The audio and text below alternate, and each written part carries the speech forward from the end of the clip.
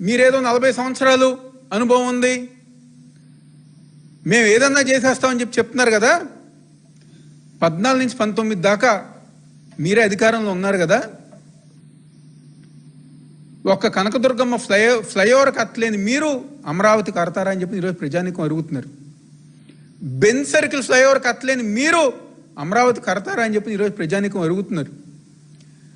లక్షలాది మంది ప్రజానీకం వరద వస్తే ఇబ్బందులు పడే రిటైనింగ్ వాల్ కట్టలేని మీ మొహాలు మీరు అమరావతి కడతారా అని చెప్పని ఈరోజు రాష్ట్ర ప్రజానీకం ప్రతి ఒక్కరికి అడుగుతున్నారు. మేము దమ్ముగా చెప్తాం, మేము ధైర్యంగా చెప్తాం. ఈరోజు కనకదుర్గమ్మ ఫ్లైఓవర్ కానివ్వండి, బెన్ సర్కిల్ ఫ్లైఓవర్ కానివ్వండి, లేకపోతే లక్షలాది మంది ప్రజలు కాపాడిన రిటైనింగ్ వాల్ కట్టిన దమ్మున్న నాయకుడు మా నాయకుడు వైఎస్ జగన్మోహన్ రెడ్డి అని చెప్పి మేము దమ్ముగా ధైర్యంగా చెప్పుకోగలం. మీరు అలా ఒక్కటన్నా చెప్పుకోగలరా?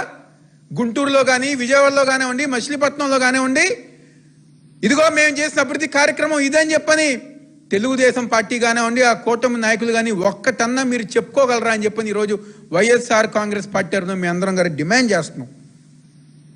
అదేవిధంగా వెస్ట్ బైపాస్, ఈస్ట్ బైపాస్.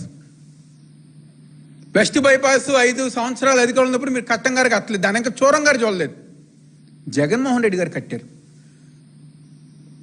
ఈరోజు అమరావతి ప్రాంతంలో, గుంటూరు ప్రాంతంలో, లేకపోతే విజయవాడకి, అదేవిధంగా గన్నవరం, మచిలీపట్నానికి అనుసంధానంగా ఉన్న ఈ యొక్క వెస్ట్ బైపాస్ పూర్తి చేసిన ఘనత వైఎస్ఆర్ కాంగ్రెస్ పార్టీ, జగన్మోహన్ రెడ్డి గారు దక్కుతుంది.